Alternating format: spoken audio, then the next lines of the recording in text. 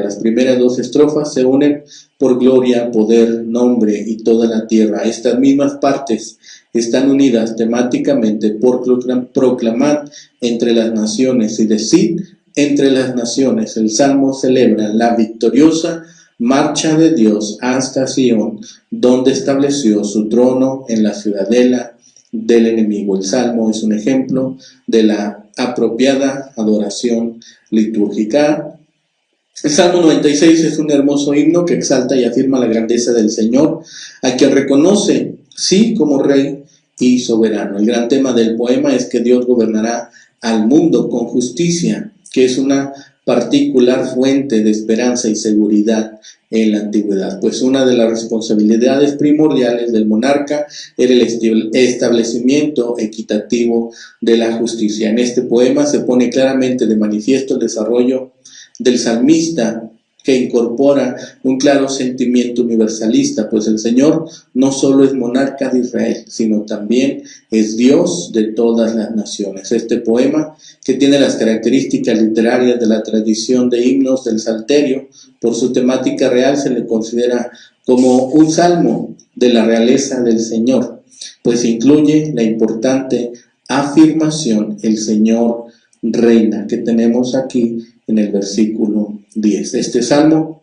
tiene ciertos elementos que lo hacen parecerse al Salmo 98, incluyendo elementos que también se encuentran en primer libro de Crónicas, capítulo 16, versículos 23 al 33. Del género de los himnos, este poema utiliza con frecuencia la importancia de la invitación que se manifiesta de forma imperativa y recurrente. Dice, cantad en 3 ocasiones. Dice, bendecid, anunciad, proclamad, tributad, dad, traed, venid, adorad, temed, decid, alégrense, gócense, regocíjense. Es el lenguaje que usa el salmista para transmitirnos esta invitación. En efecto, se trata de un poema que se usa como himno, que afirma la teología de la soberanía y el reinado de Dios, no solo en medio del pueblo, sino alrededor del todo el mundo.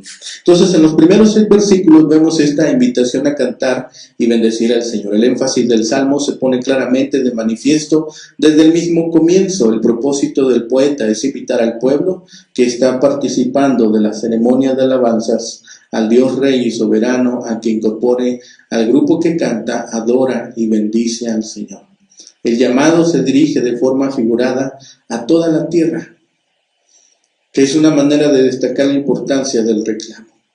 El pueblo de Dios en asamblea es quien recibe la invitación a cantar un cántico nuevo, que es posiblemente el descubrimiento de la universalidad del Señor. Lo novedoso es quizá esa afirmación teológica que sobrepasa las expectativas de la época. Dios es el Señor del mundo, de las naciones y del universo. La contribución nueva del cántico es la aceptación del reinado universal de Dios. Esa característica universal está apoyada por una serie importante de afirmaciones. Su gloria está entre las naciones, sus maravillas entre los pueblos y es temible entre las divinidades. Además, el salmista afirma que los dioses de los pueblos son solo ídolos y que el Señor es creador de los cielos. Esas particularidades incentivan la alabanza y la gratitud, pues la magnificencia, el poder y la gloria está en su santuario, que es una manera poética de decir que es el Señor del esplendor, de la autoridad y de la virtud. En la segunda sección del poema continúan las invitaciones. En esa ocasión, sin embargo, se llama a las naciones a unirse a este coro extraordinario de gente que reconoce y celebra la grandeza divina y afirma su poder y autoridad. Inclusive se invita a las naciones a ofrendar y hasta a reconocer el nombre divino como digno de honra. En ese mismo espíritu se llama a afirmar la santidad de Dios y a manifestarle temor o reconocimiento de autoridad y poder. El salmista llama a las naciones a incorporarse al pueblo del pacto, a reconocer la soberanía divina, a aceptar el poder de Dios sobre sus divinidades, locales, a participar de los actos de adoración nacional que afirmaban las intervenciones históricas de Dios en medio de las vivencias y vicisitudes del pueblo de Israel. En su teología universal, el salmista afirma que el Señor no es una divinidad local, nacional, regional o limitada o impotente. De acuerdo con esta visión, el Señor es el Dios del poder y de la gloria. Es el Dios de la honra y de las ofrendas. Es el Dios de la santidad y del temor. En esta visión poética, la tierra que al comienzo del poema se invita a cantar, ahora debe temblar y teme ante el Señor. Toda esta comprensión espiritual amplía y nos da esta revelación divina fundamentada en la aceptación y reconocimiento del Señor que reina.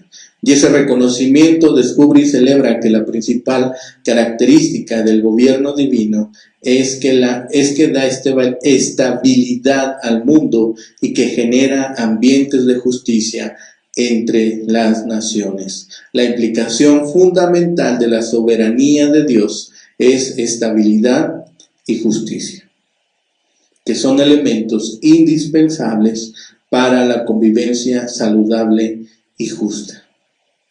Hacia la última parte del versículo 11 al 13, la tercera sección del Salmo continúa con las invitaciones y añade otros elementos de felicidad, dicha y alegría. En esta ocasión, sin embargo, el gozo no se limita a Israel ni está contenido en las naciones, sino que supera los linderos físicos y naturales para llegar a los cielos, la tierra, mar, campos y árboles del bosque.